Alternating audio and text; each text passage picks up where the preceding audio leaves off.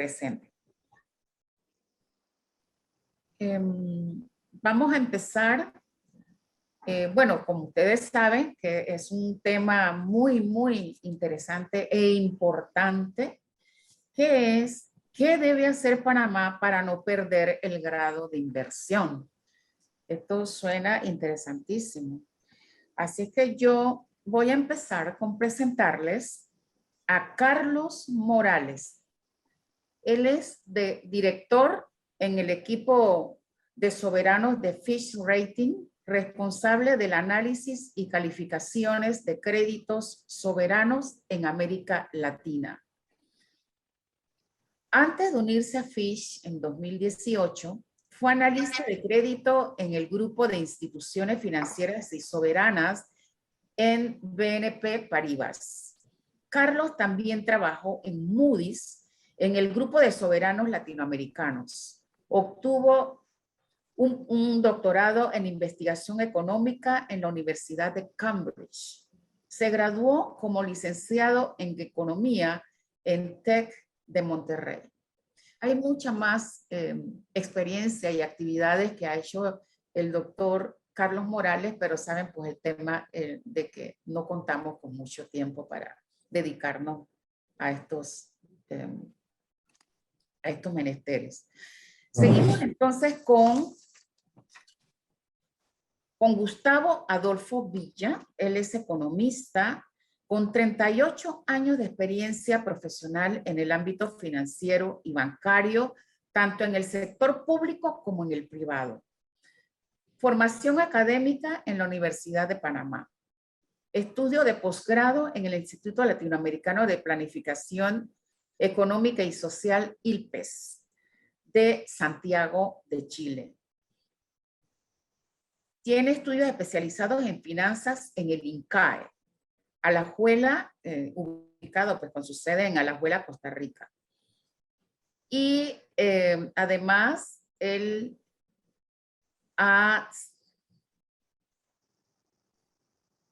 también, perdón, disculpen, tiene su posgrado, también tiene que ver con supervisión y regulación bancaria, así como también en programación financiera del sector público en los institutos de la Reserva Federal y del Fondo Monetario Internacional en Washington, D.C., respectivamente.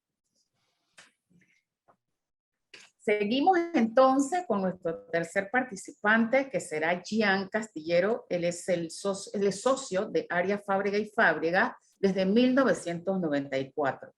La práctica de Castillero se enfoca en transacciones corporativas, comerciales y contrataciones, fideicomisos y fundaciones y envío. Tiene una amplia experiencia en asesorar a clientes privados, bancos, compañías fiduciarias y corporativas en una amplia gama de temas que incluyen la organización y gestión de corporaciones, entidades filantrópicas y fundaciones, fideicomisos, planificación estatal, planificación fiscal, internacional y estructura de protección de activos. Y como ya dijimos, pues nuestro comentarista va a ser Carlos Ernesto González de la Lastra. Él es nuestro presidente del grupo Trinca, que es quien organiza pues esta actividad de hoy.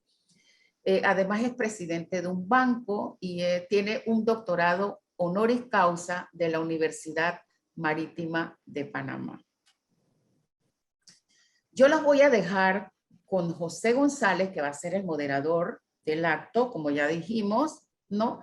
Él es un analista internacional radicado en Nueva York desde hace 30 años. Es de origen peruano. Fue periodista antes que banquero de inversión. Cuenta con varias maestrías, entre las que podemos destacar economía. Además, posee un doctorado en sociología adquirido en la Universidad de Berkeley. Analiza todos los días los mercados norteamericanos y además es analista de la mundialmente reconocida cadena de televisión CNN. Entonces los dejo con José González, quien seguirá pues guiando el desarrollo de este evento. Muchas gracias.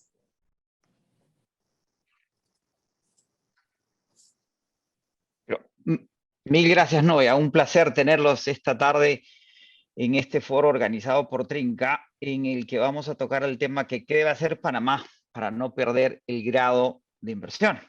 ¿Y por qué nos interesa el tema? Porque este ha sido un año complicado para los mercados globales en general y emergentes en particular, singularmente los latinoamericanos, y aquellas economías que tenían grados de inversión, aparte de Chile, Colombia, Panamá y Perú. Colombia lo ha perdido, el Perú ha perdido un grado en su grado de inversión, y Panamá podría estar a punto de perder ese grado de inversión como consecuencia de las dinámicas económicas en Panamá vinculadas a la pandemia. Y por eso invitamos a Carlos Morales para que nos dé la perspectiva y la visión de Panamá desde Fitch.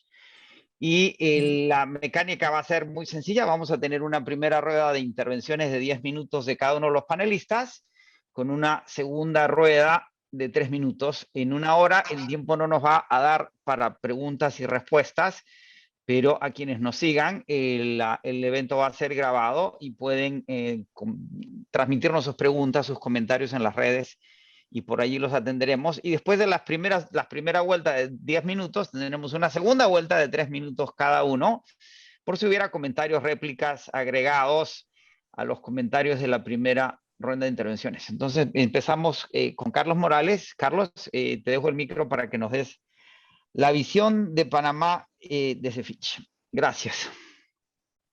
Claro, muchísimas gracias por la invitación. Es un placer estar aquí con ustedes. Y bueno, primero que nada, una introducción a la calificación de Panamá que nosotros asignamos. Nuestra última revisión de la calificación soberana de Panamá fue en febrero del 2021 de este año, el 3 de febrero, en donde redujimos la calificación de triple B a triple B menos y mantuvimos la perspectiva negativa. Ahora,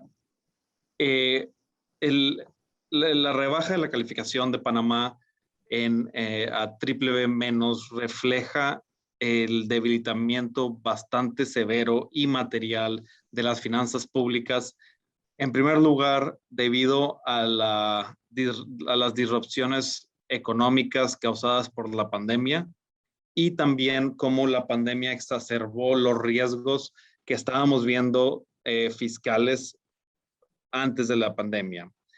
Previo a la pandemia teníamos una perspectiva negativa en la calificación de Panamá debido al gradual pero continuo deterioro de las cuentas públicas, específicamente un aumento de la deuda como porcentaje del PIB durante los últimos años, y una capacidad limitada del gobierno por aumentar los ingresos públicos, que eso a su vez limita la capacidad del gobierno a actuar ante choques externos, como el caso de la pandemia, y lo que vimos fue un aumento significativo del déficit y un aumento significativo de la deuda pública en 20 puntos porcentuales del PIB.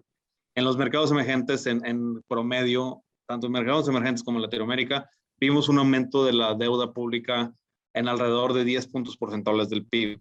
Panamá tuvo un aumento de 20 puntos porcentuales del PIB, lo cual indica un deterioro aún mayor que pares de calificación y pares regionales.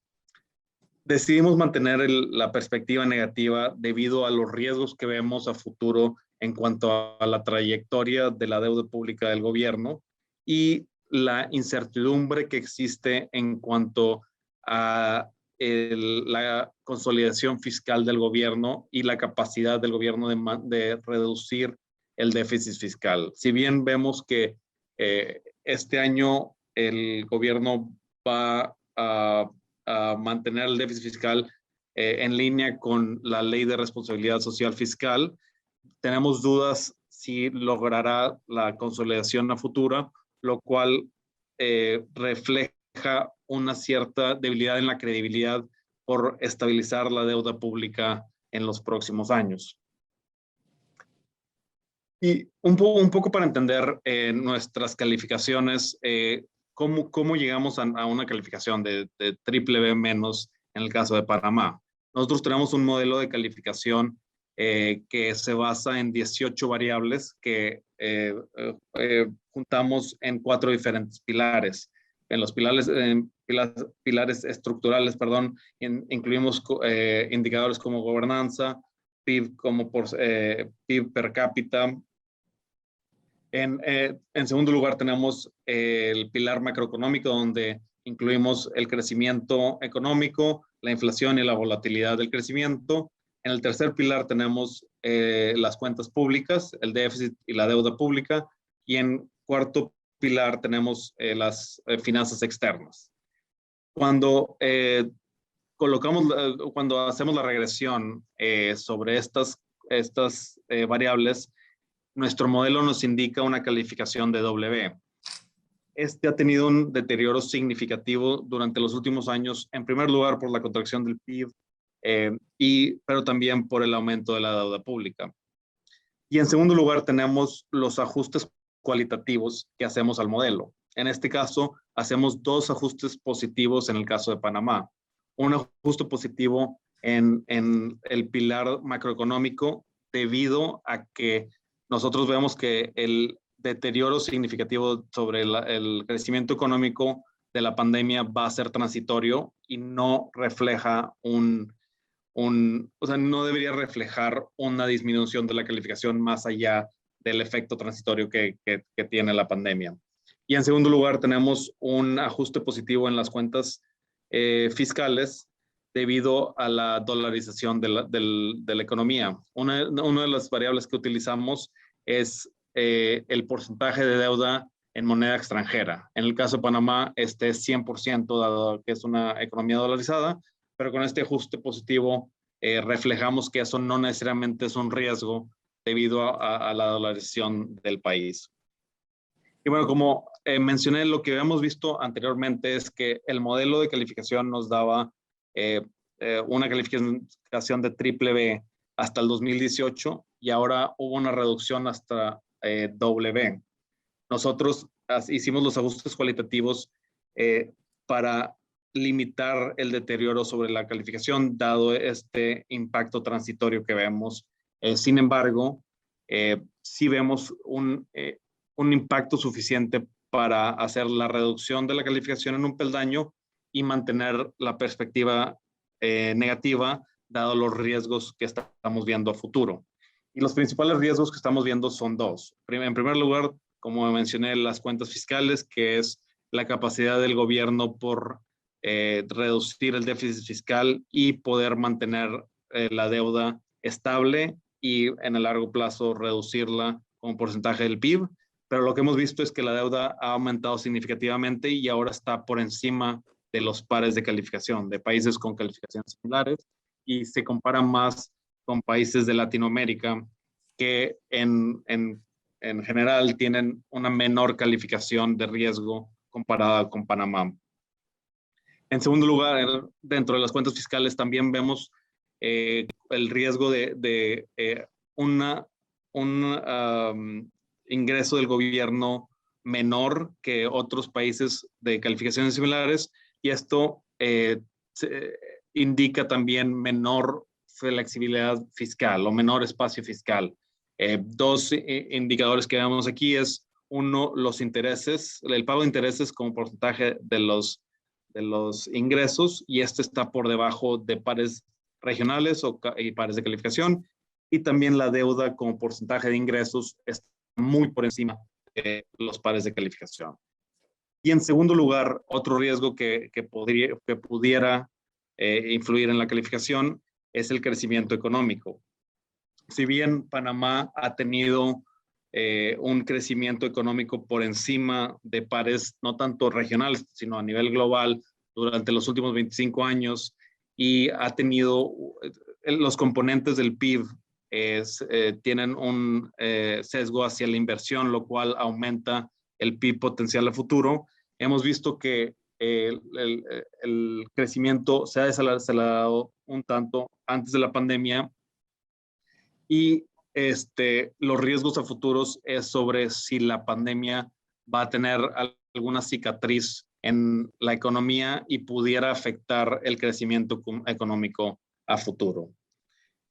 En general, estos son los dos principales temas que estamos viendo que pudieran modificar la calificación a futuro, aunque también estamos viendo diferentes temas en el caso de Panamá, por ejemplo, la reforma de pensión en el subsistema de beneficios definido y cómo eso pudiera representar presiones sobre las cuentas fiscales a futuro. Y en este caso, estos son los principales temas que revisaremos cuando hagamos nuestra revisión de calificación. Y aquí cabe mencionar que nuestras calificaciones las revisamos una vez al año. Es decir, cada 365 días tenemos que hacer una revisión de calificación. Sin embargo, las perspectivas sobre las calificaciones soberanas duran entre 12 a 24 meses, lo cual quiere decir es que en la próxima revisión de calificación no necesariamente tenemos que hacer una decisión sobre la perspectiva y pudiéramos mantener la perspectiva negativa. En el caso de Panamá, nuestra perspectiva negativa indica los riesgos sobre las cuentas fiscales y la estrategia del gobierno por aumentar la credibilidad sobre la consolidación fiscal.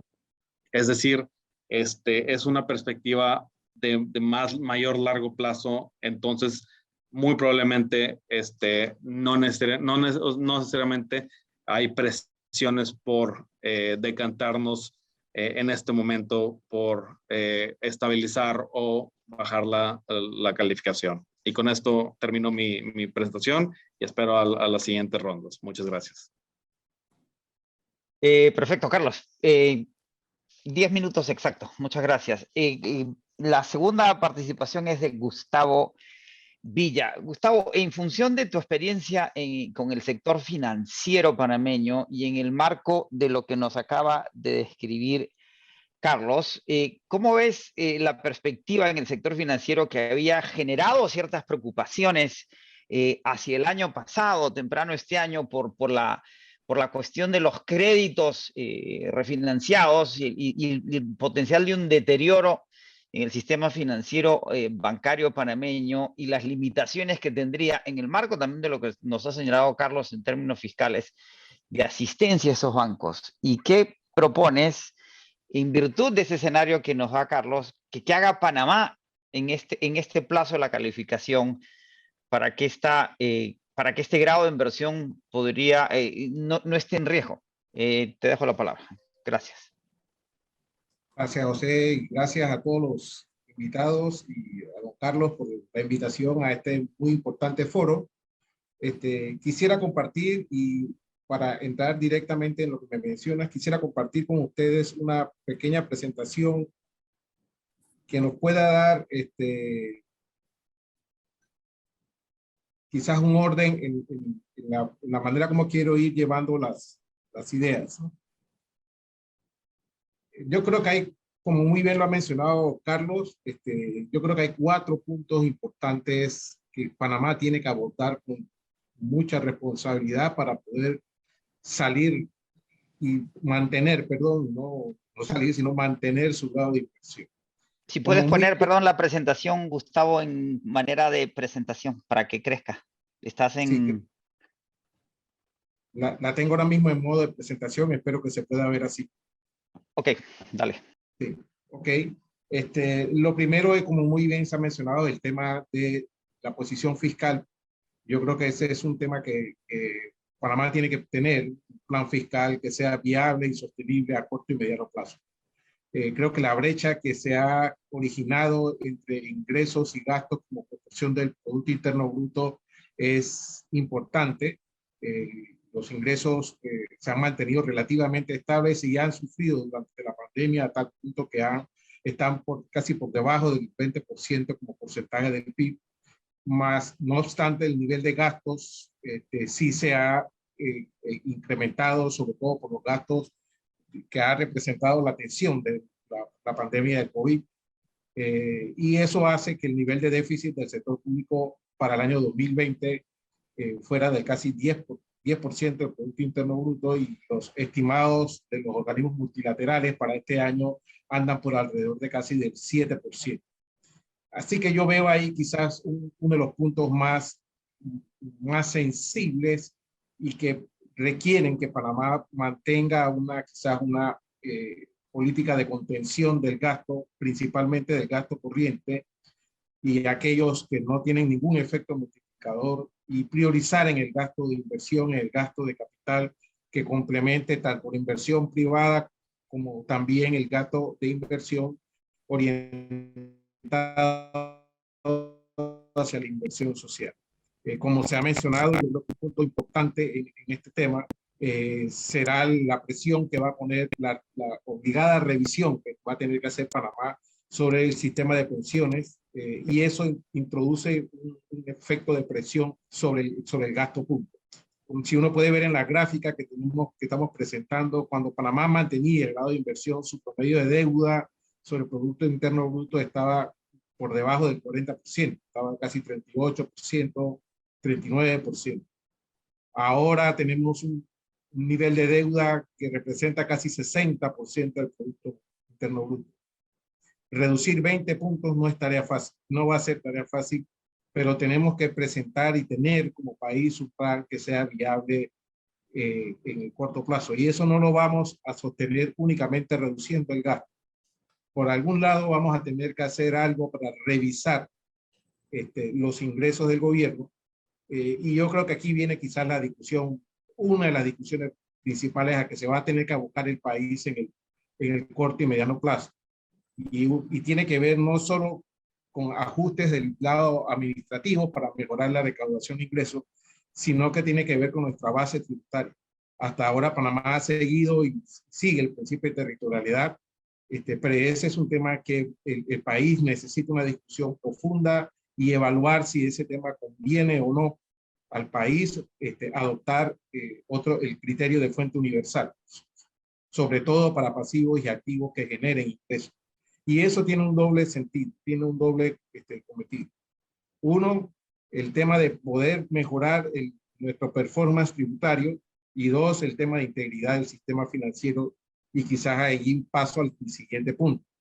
Uno de los temas que yo creo que Carlos no abordó en su presentación, pero creo que también es un punto de altísima prioridad, es el tema de la salida de Panamá de la lista de calificación discriminatoria.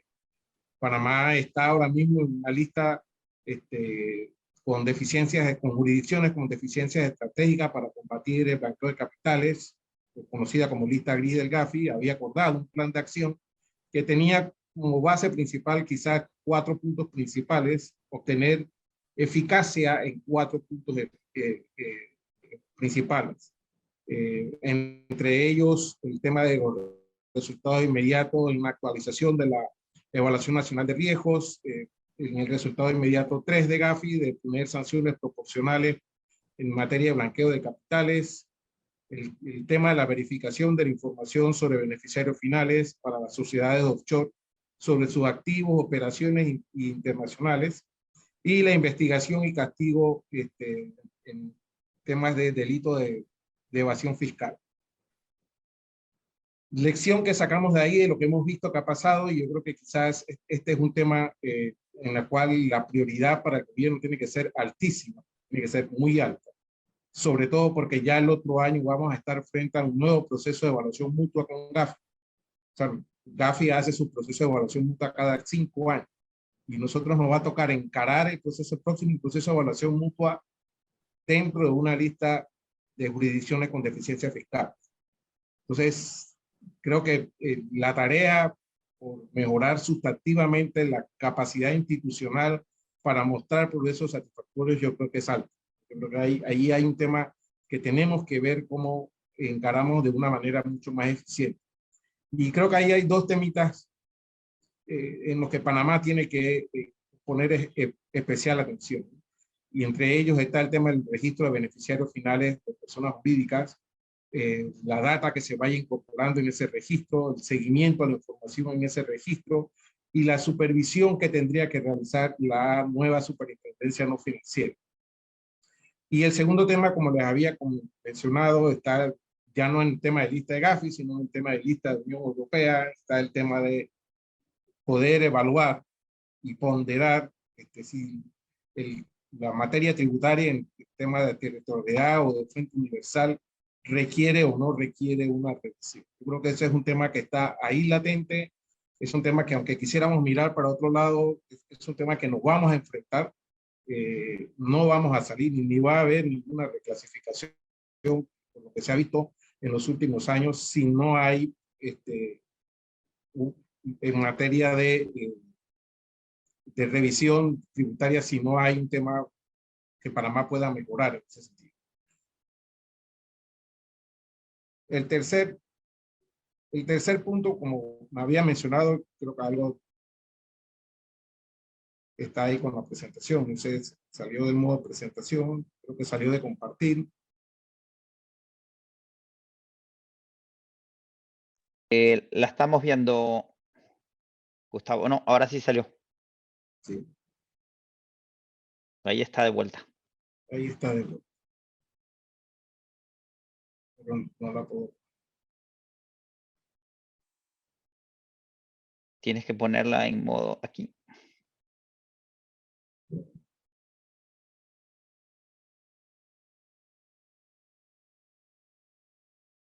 Tienes que ponerla ahí, eso. Ok, perdón. Se puede leer. Sí.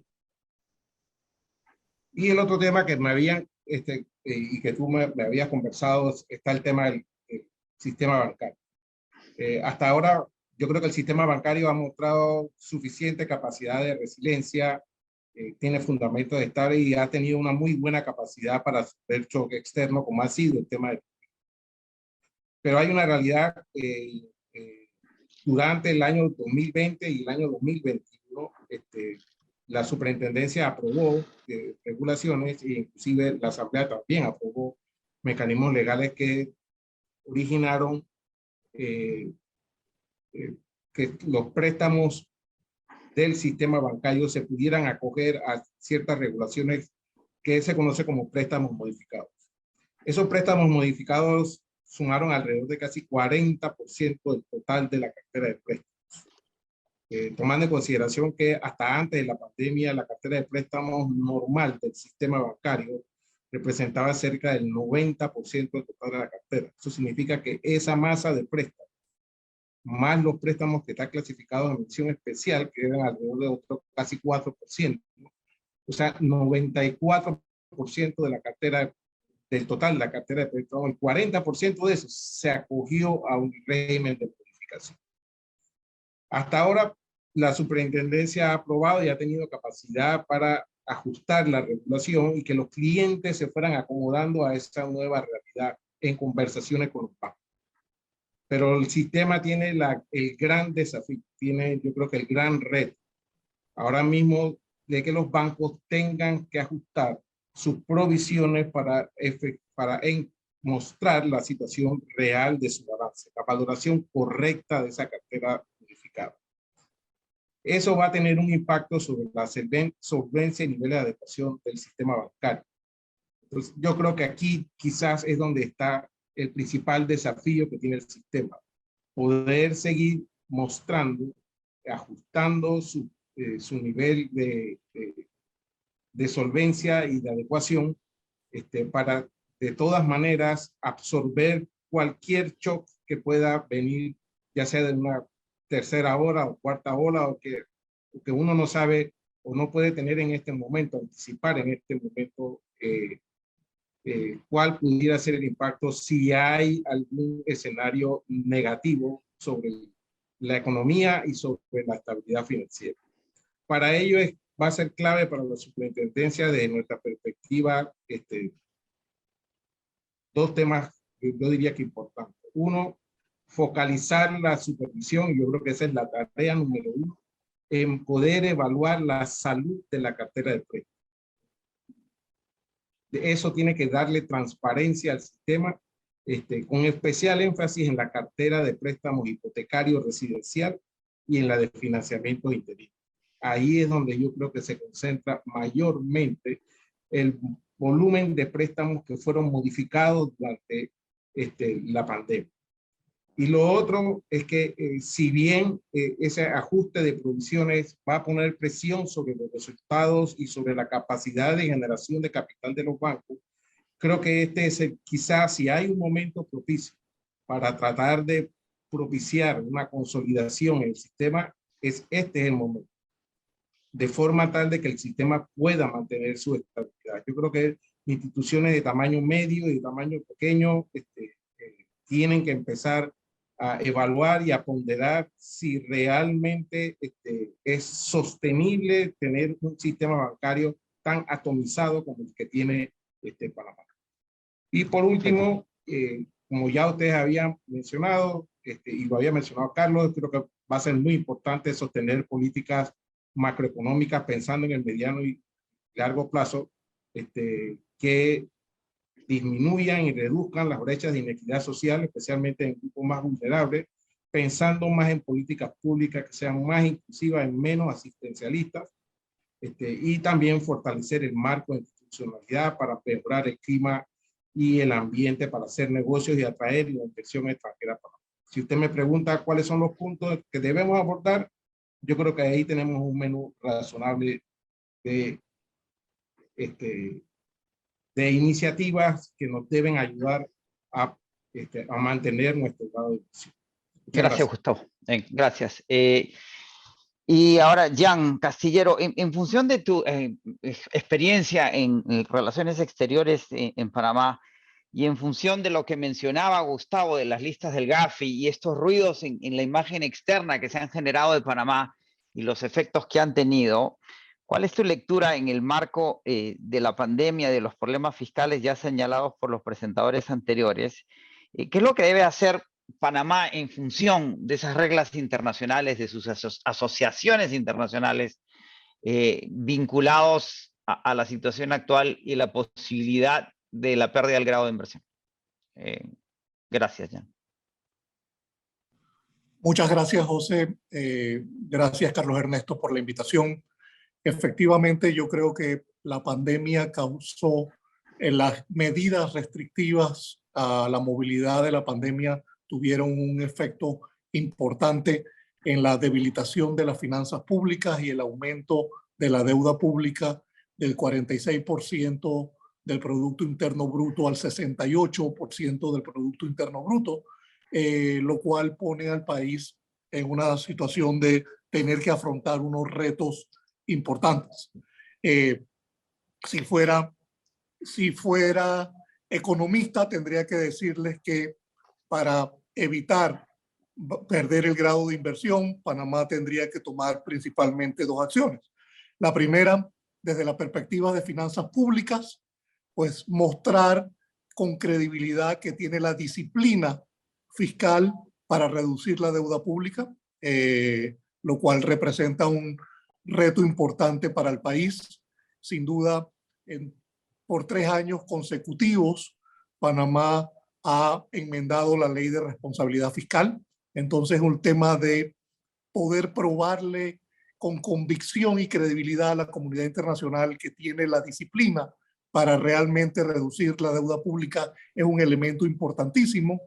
Y el otro está sin duda la perspectiva económica. La perspectiva económica está fundamentalmente, el tema principal es poder mostrar que hay prospectos de crecimiento económico para el país, es decir, y como mucho de ese crecimiento económico del país viene de inversión extranjera, es donde realmente cualquier tema que afecte la reputación del país incide directamente en esos prospectos de crecimiento económico tan importantes para mantener el grado de inversión.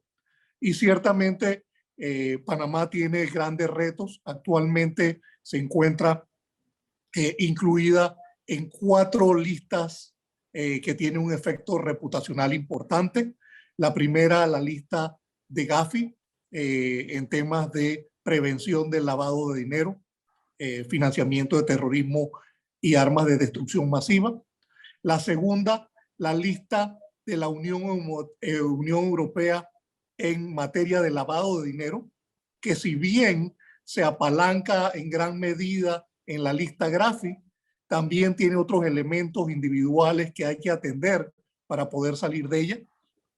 La Unión Europea tiene una segunda lista que tiene que ver con el régimen fiscal. Y en esa lista tiene un cuestionamiento que es muy importante para la plataforma de servicios panameña, que es que la Unión Europea ve como una práctica fiscal dañina que ciertos aspectos del régimen de renta territorial panameña fomenten que las entidades o las personas no paguen impuestos en ningún lugar. Entonces, indirectamente está cuestionando el régimen de renta fiscal territorial, que ha sido uno de los pilares importantes de la plataforma de servicios panameños y del bienestar de la economía panameña. Finalmente, también está la lista de la OECD, que tiene pues un elemento fiscal importante, y que esas listas de la OECD se desdoblan desafortunadamente en la implementación de medidas discriminatorias contra Panamá. Sabemos que Alemania ya ha anunciado medidas que afectan al sector de seguros, y sabemos que también otros países europeos, entre ellos Italia y España, están considerando implementar medidas efectivas a partir de enero del año 2022 que tienen un impacto económico adverso para Panamá. Entonces, coincido con Gustavo en que la atención de estos temas de las listas discriminatorias es fundamental, y es fundamental realmente en dos aspectos. El primero, tomar las medidas para poder demostrar a la comunidad internacional que Panamá no solo ha adoptado la legislación, sino que tiene la capacidad efectiva de implementar esa legislación para fortalecer su plataforma de servicios, y por otro lado, que tiene los organismos de supervisión adecuados para que el marco regulatorio panameño se cumpla, y Panamá no solo lo cumpla para propósitos internos, sino también para cumplir con sus compromisos internacionales en materia de transparencia e intercambio de información. E igual de importante que eso, el mantenerse dentro de grado de inversión implica una reforma más integral a la plataforma de servicios panameños para adecuarse a las nuevas expectativas de la comunidad internacional. Es decir, Panamá desarrolló muchas de sus ventajas competitivas en el siglo XX, donde principios como la prioridad de la información, el régimen fiscal territorial, le daban a Panamá unas ventajas competitivas enormes que hoy en día están siendo cuestionadas como un antivalor, que han llevado a todo este nuevo movimiento de transparencia e intercambio de información, donde Panamá no solo tiene que adecuarse a las nuevas realidades y exigencias de la industria internacional, sino reinventar la plataforma de servicios para seguir siendo un actor importante y poder seguir generando ese crecimiento económico que es lo que le va a permitir mantenerse como grado de inversión. Por supuesto que hay tres aspectos del sector servicio panameño que son importantes en ese futuro. Uno es el desarrollo de la industria turística, el otro es el sector logístico de Panamá, y el tercero, como ya mencioné, pues es una reinvención de la plataforma de servicios internacionales, tanto los financieros como los corporativos, como los otros servicios accesorios, para que Panamá realmente siga siendo un actor importante, no solo para aquellas personas que invierten directamente en Panamá, sino para usuarios internacionales de la plataforma de servicios panameños.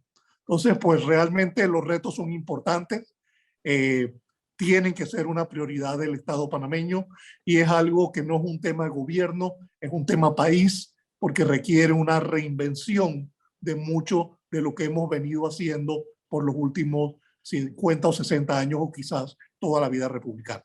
Muchas gracias. Mil gracias, Jan. Y en esta segunda vuelta de 3 minutos, Carlos, la pregunta que nos dejan las intervenciones y la tuya, y en términos de las perspectivas de Fitch y esta revisión que viene en febrero que mencionabas, y asumiendo los riesgos que amenaza esta cuarta, quinta ola, tercera ola, dependiendo de dónde hablemos, que representa el Omicron y las volatilidades que estamos viendo en los mercados y los temores, y particularmente en los mercados emergentes, ¿cuál es el riesgo desde la perspectiva Fitch real de que Fitch pueda perder, de que Panamá pueda perder este grado de inversión? Y si desde la perspectiva de Fitch tienen confianza en esta reforma fiscal que debería emprenderse o que no se puede emprender, y cuál es ese perfil hacia adelante, ya estando prácticamente en diciembre de este año, ya acabándose el año, ¿cuál es la perspectiva hacia adelante?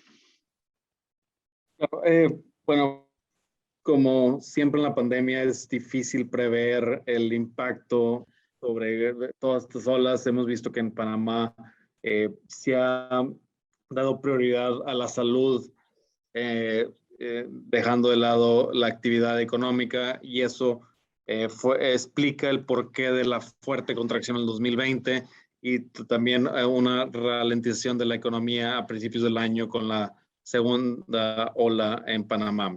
En este momento todavía no hemos visto un riesgo significativo de esta nueva ola del Omicron en Panamá, y vemos como un mitigante en Panamá el hecho de que el proceso de vacunación se ha acelerado y está por encima de otros países en Latinoamérica. Eso podría mitigar mes a mes el riesgo de una reimposición de la restricción de movilidad que afecta el crecimiento económico. Sin embargo, dentro del contexto de nuestra revisión de calificación, definitivamente vamos a tomar en cuenta cuál es el impacto de la pandemia sobre el crecimiento económico, tanto de corto plazo como de mediano plazo. Y como mencioné, cuando revisamos la calificación, tomamos muchos temas, o sea, tomamos una visión general de todos los temas importantes que estamos viendo en Panamá. No significa que simplemente por el Omicron o no Omicron vamos a basar nuestra calificación, pero en este momento estamos viendo que la recuperación económica va caminando y cercano a nuestra proyección de crecimiento de 12% para este año, y una gradual desaceleración del crecimiento, llegando a un crecimiento potencial de alrededor de 4%. Vale, mil gracias, Carlos. Gustavo, de cara a la situación y a la dificultad y a la complejidad de los problemas que hemos discutido en esta tarde, ¿cómo ves las políticas públicas desde el manejo de Panamá? Y como decía Jan, no solo es un tema de gobierno, sino un tema de país. Panamá viene de ciertas turbulencias políticas que probablemente no son las peores en la región. Digo, hay ruidos políticos en toda la región, pero el manejo de las políticas públicas en Panamá, la lectura que tenemos desde fuera es de una administración política pasiva de cara a problemas que deberían ser atendidos. ¿Cómo ves la atención a esas políticas públicas en este gobierno y hacia adelante para atender todos los problemas que has mencionado, que se han mencionado y que requieren exactamente de iniciativa y de ejecución? Sí, como muy bien han mencionado, yo creo que quizás en Panamá le ha llegado el momento de dar el salto cualitativo que distingue a un país en vías de desarrollo a un país ya con cierto nivel de desarrollo. En Panamá yo creo que el país ha experimentado una década de crecimiento económico muy fuerte. La década pasada fue una década, yo creo que el país tuvo uno de los crecimientos más elevados de toda la región latinoamericana. Los índices macroeconómicos de Panamá fueron quizás de los mejores, pero todavía subsisten los problemas de inequidad y los problemas de desigualdad en la sociedad. Entonces, la única forma de poder hacer frente a eso es realmente con una capacidad institucional mucho más desarrollada. Y ahí es donde viene quizás el principal desafío de las políticas públicas, de que las políticas tengan sostenibilidad, de que las políticas sean creíbles y que puedan realmente trasladarse y beneficiar a los estratos menos o más vulnerables. El país ha hecho una apuesta, y quizás este es el principal mensaje, el país ha hecho una apuesta en el desarrollo del sector terciario, hemos ampliado el canal de Panamá, hemos hecho una inversión de casi 5.000 millones de dólares en ampliar el canal de Panamá, tenemos un sector logístico desarrollado, o sea, todo lo que hicimos durante la década pasada, apuntando hacia un crecimiento de nuestro sector de servicios, de nuestra plataforma de servicios, como la llama ya, no se compadece, ni se va a poder compadecer con tener por el lado de las finanzas públicas y por el lado del sector financiero problemas reputacionales y problemas de inequidad en el sistema tributario. Ahí eso pareciera en donde no hay convergencia en lo que hemos hecho en los últimos 10 años en el sector real de la economía y lo que tenemos por el lado del sector financiero, llámese privado. Ninguna de las dos cosas van a poder ser sostenibles. O sea, no va a poder ser sostenible en el mediano y largo plazo tener un país en donde queremos potencializar al sector real, queremos potencializar la operación del canal, pero metido en listas discriminatorias. No va a haber forma de sostener eso a mediano plazo. Gracias, Gustavo. Y agarrando esa posta, Jan, ¿cuáles son las iniciativas que tiene que tomar Panamá en ese frente? Panamá es un país que a todos nos impresiona mucho, que debería parecerse más a Singapur de lo que se parece, ¿va? Siendo un país relativamente manejable y con grandes logros, lo que acaba de mencionar Gustavo, la ampliación del canal fue una tarea importante, bien hecha, proactiva y de cara a los cuellos en las cadenas de suministro y lo que significa no solo la globalización, sino lo que se llama el globalismo. El potencial de Panamá es inmenso. ¿Cuáles son las iniciativas que se deben tomar, que no se están tomando, y cómo enfrentar esos retos? Y entre otras cosas, como mencionaba Carlos Ernesto, en más de una reunión que hemos tenido, lo que ha hecho Panamá en términos navieros es un gran ejemplo de cómo lidiar con una actividad de servicios, con una sofisticación que plantea Gustavo en lo que debería ser el siguiente paso en el salto en el desarrollo panameño. Gracias, con mucho gusto. Mira, yo te diría que el principal reto de Panamá es hacer un reconocimiento de que las reglas del juego internacionales cambiaron, de que tenemos que lamernos las heridas, lamentarnos de lo que fue que ya no es y reinventarnos en esa dirección.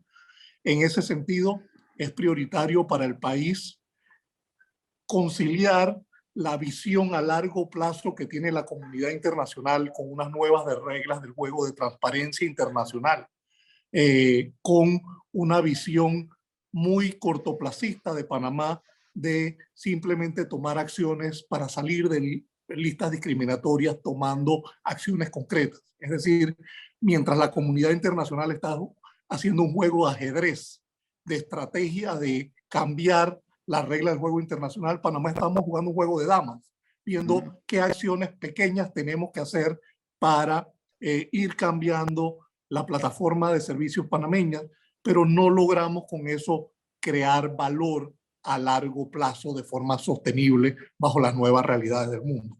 Creo que el hecho de que los gobiernos panameños cambian cada 5 años de partidos, hay una alternabilidad entre gobierno y oposición, no ha ayudado mucho a entender ese sistema. Debe tener una visión a largo plazo, porque cada 5 años cambia el gobierno, desechamos todo el conocimiento y la experiencia previa y comenzamos de cero nuevamente. Nos toma 2 o 3 años entender la dinámica internacional y cuando comenzamos a hacer esfuerzos nuevamente se da el cambio de gobierno y perdemos continuidad. Creo que se puede aspirar a mayor participación del sector privado panameño como un todo.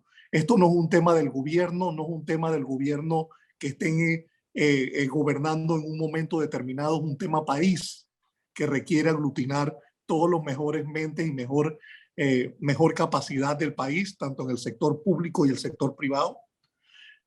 Toma también afrontar decisiones duras para el país, decisiones que son políticamente impopulares, como resolver el tema de la caja del Seguro Social, resolver cambios estructurales a la plataforma de sistemas panameños, movernos realmente, no solo a concentrarnos en pasar nuevas leyes, sino asegurarnos de construir la capacidad para que esas leyes se puedan implementar efectivamente en la práctica y tener organismos de supervisión que garanticen esa implementación efectiva.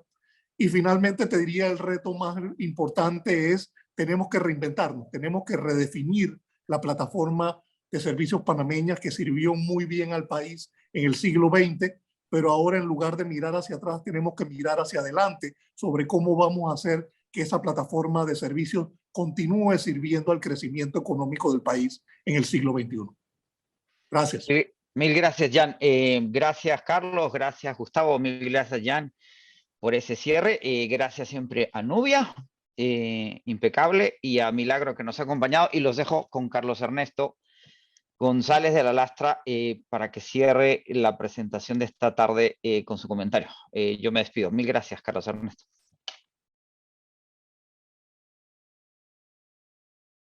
Abre tu micro, Carlos Ernesto. Está cerrado tu micro.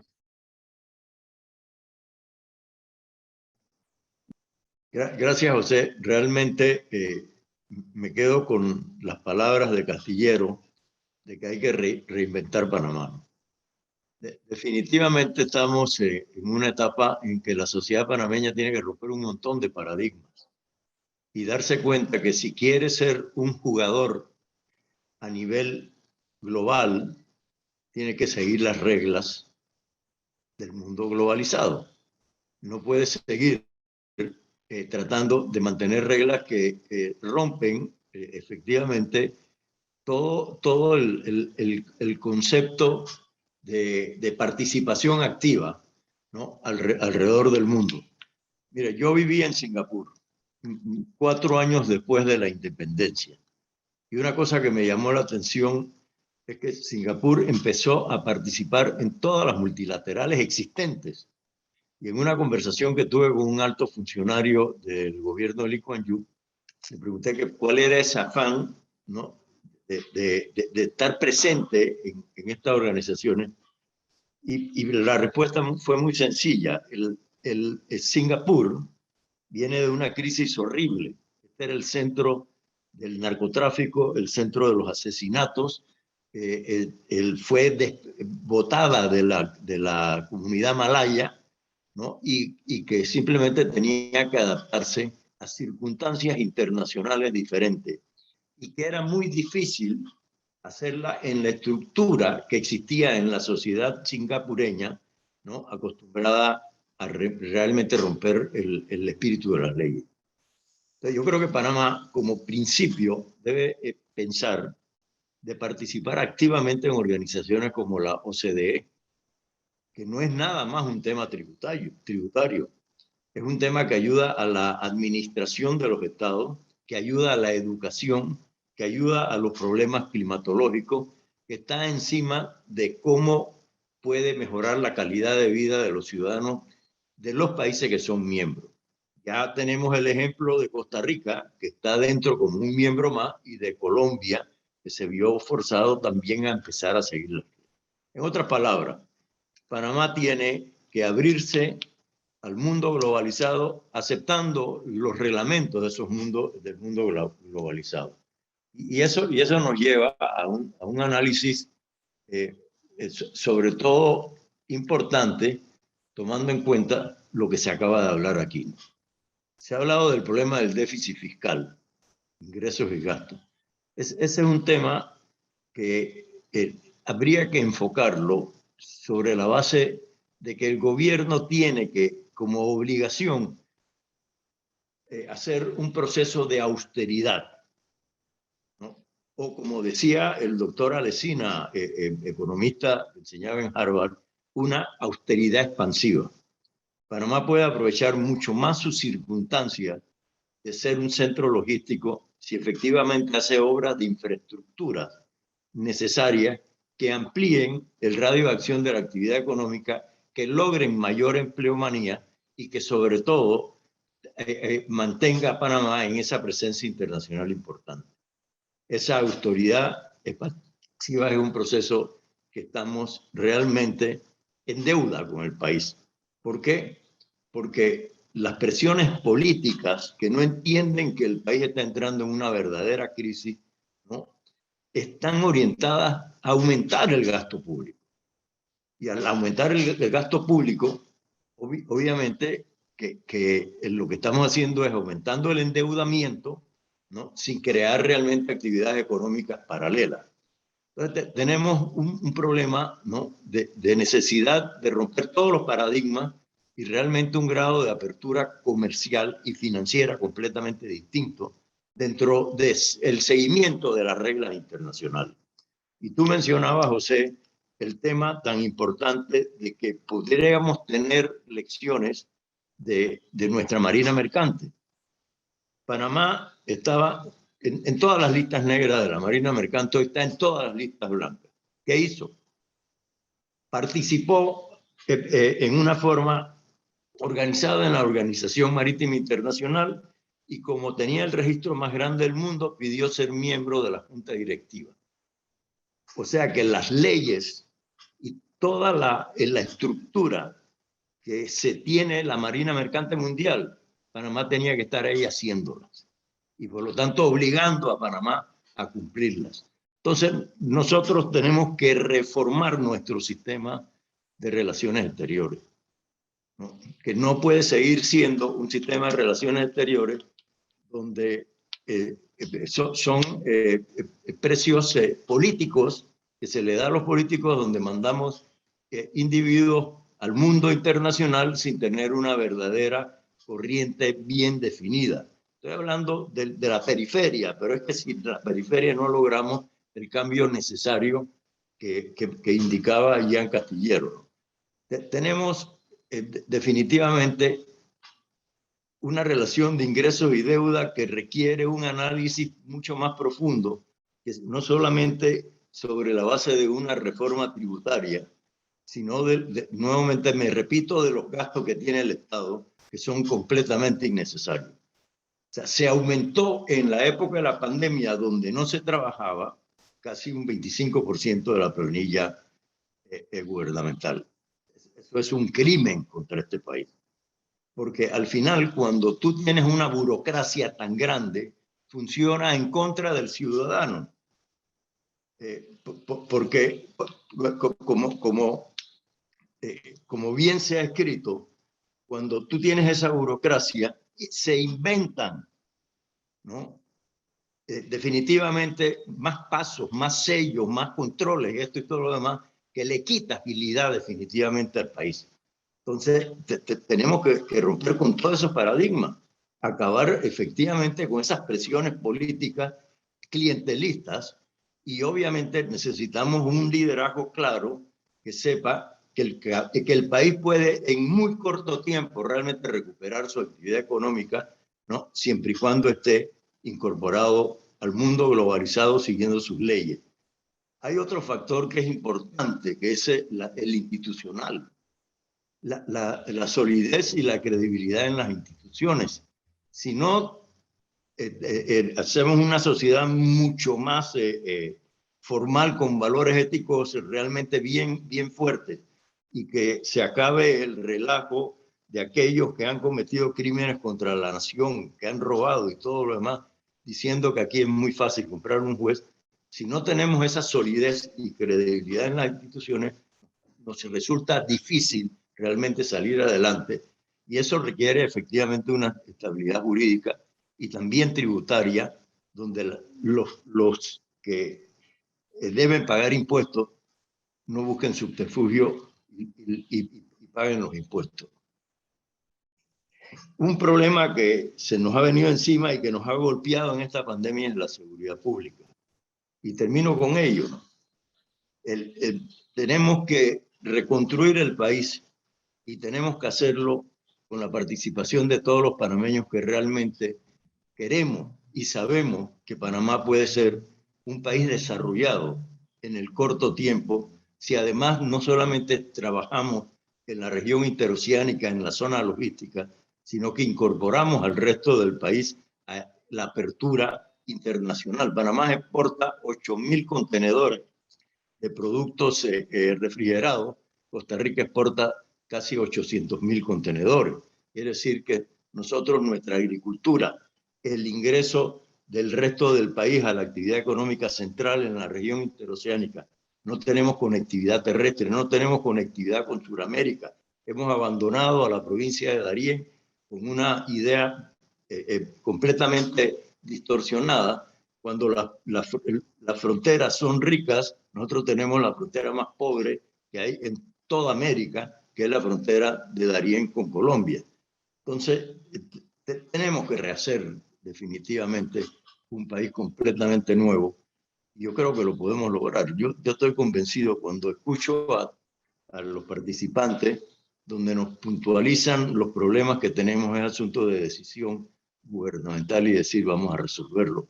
Como me tocó cuando lo viví en Singapur, cuando vi lo que hizo Lee Kuan Yew, ¿no? Y como una isla más pequeña, o sea, un poquito más grande que la isla de Coiba en Panamá, logró ahora mismo estar en la escala más grande del bienestar social para sus ciudadanos. Eso lo podemos hacer, pero se necesita voluntad, se necesita liderazgo y se necesita que todos los panameños empecemos a pensar que es horrible esa frase de Panamá, los panameños. Nosotros necesitamos talento, necesitamos un sistema de inmigración que mejore la calidad de la educación, extraordinarios profesores que vengan de distintos lugares del mundo. Y eso significa también cambiar la mentalidad, porque no somos competitivos. Aquí las profesiones liberales, ¿no? Dicen, tenemos 66 profesiones liberales protegidas, pero no por un problema de idoneidad, sino porque tienes que haber nacido en Panamá, entonces es excluyente. Y eso nunca fue así. Panamá siempre abrió las puertas a la inmigración. En la década del 50, la ciudad de Panamá creció porque el 50% de los habitantes habían venido de la Segunda Guerra Mundial, de Europa, de distintos lugares, y se crearon empresas y se crearon actividades económicas. Entonces, somos un país de poblado, un país que requiere muchísimo más talento y que requiere efectivamente que el panameño vuelva a ser lo que fue y no seguir encerrado. Esto es rompiendo paradigmas, mis estimados amigos. Lo que fue, lo que es ahora, no nos va a llevar a sacar el país de la coyuntura económica que tiene, donde todos los ciudadanos vamos a perder. Resumo básicamente en estas palabras lo que yo creo que pude percibir y el mensaje claro de los tres oradores y sobre todo la participación de Nubia y de José, que nos han mandado también mensajes claros.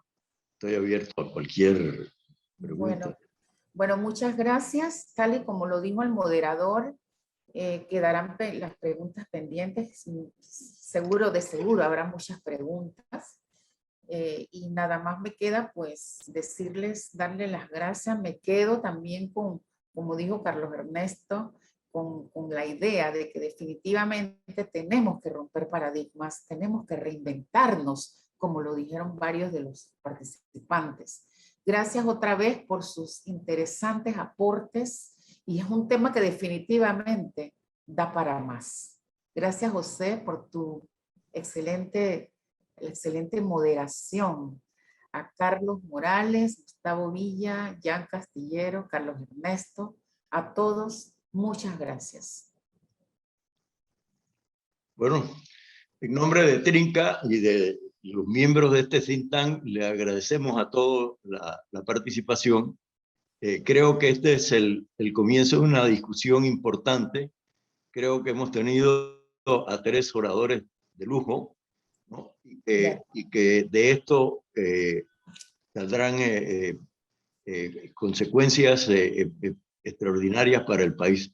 A ustedes, nuestro agradecimiento. Trinca es una organización de casi 180 miembros, ¿no? De múltiples disciplinas, que está permanentemente discutiendo los problemas nacionales y que queremos convertirnos en el think tank de referencia de Panamá. Esta ha sido una gran oportunidad de compartir con ustedes. Muchas gracias. Muchas gracias. Gracias.